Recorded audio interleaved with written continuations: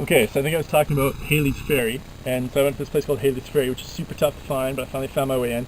Total backcountry, and it had question marks on the website about should for fees for all these different things. Like it didn't really seem to make much sense. The government didn't even seem to know much about it, even though it was national forest. But it was pretty ended up much ended up being like a backwoods site that used to be used, but it was kind of like abandoned and left over.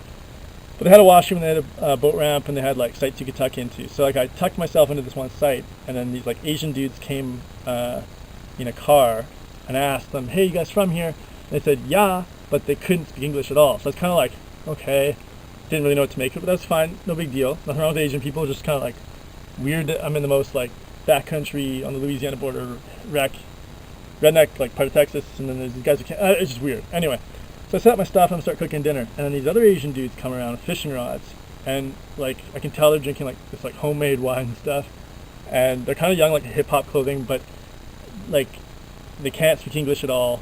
And no offense, not trying to be racist, they had totally yellow, no teeth kind of things. I was like, okay, these dudes are straight just out from Asia, poor, and they're here to do work or something. I don't know what they're fishing, but it's kind of weird. Wasn't too stressed. But this one guy went down the river, and I was kind of talked to him a little bit, but he couldn't really talk. And then his buddy came around and walked right up to me while I'm cooking my soup, and quick, and he's like, "What do you do?" But he couldn't really speak English, and I was kind of I started to get this weird vibe. I was kind of oh, it might be time to do some showdown, kind of thing. So I had my knife, and I was didn't show it to him, but I was ready to go, because I was just getting this weird vibe from these dudes, kind of lurking around my car when there's tons of other spots to be fishing. They come right by me, and one dude would be fishing, and his buddy would wander off, and I'd be "Where's your buddy?" And it was just weird. And there was rednecks in another section, but I was kind of okay, I don't really know what's going on, but it's fine. So, buddy who's fishing, I go down to talk to him. So I figure, let's be proactive. You go talk to him, don't wait for anything to happen to you, even though I'm still ready to roll. So then his buddy comes around talking to his friend after I talk to him. And I come out sort of away from where the guy was fishing. And then we see, I don't know how it worked, the fishing guy got into the car that the other buddy had driven up. And then just drove away without even picking up his friend. I was kind of why didn't he pick you up? And the guy couldn't really explain to me, and I was whatever. But he seemed to drive away in a really big rush. So I'm still trying to talk to this friend guy, and we can't hardly even make sense of anything. He doesn't really speak English. And I see this glow on the water. I'm oh, that must be a boat that's pulling itself to shore and shining its light kind of towards the shoreline. So we're talking, and about 5-10 minutes later, I'm it's getting dark now. It's that's not a boat.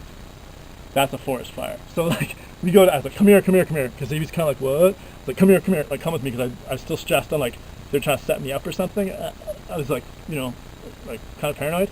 So we go down to the water, and it's I was damn it.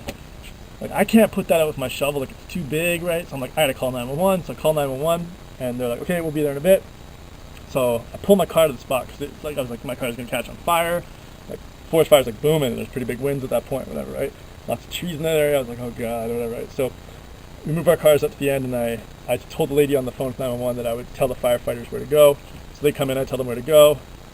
I don't know if they can put it out. Meanwhile, just a Friday night or something, all these kind of backwoods, backcountry people who live in the area start coming down to drink, party, old people too, not people my age, even old people. There's one guy comes down his pickup truck, he's probably 50 or 60, and could not speak.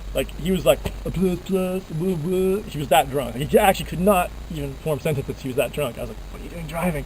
Comes out, starts talking to us, and again, okay, so there's an Asian dude I'm trying to talk to who I can't understand at all, and then there's this drunk guy who I can't understand at all, and I'm in a conversation with the three of us, and this guy Tristan comes down who's younger, and he's not drunk, and he speaks English, so I talk to him a bit, but anyway, it's just crazy. And then the drunk guy starts playing his harmonica, hilarious. The Asian guy and me are just kind of laughing and this is cool, whatever, right? Finally the fire gets put out, and I asked the guys, I'm yo, is it cool if I camp down by the boat ramp, because I probably shouldn't camp by where the fire was? And yeah, totally camp down by the boat ramp, even though you're not supposed to. So I go down there, and there's an abandoned dog down there, so he starts hanging out with me all night.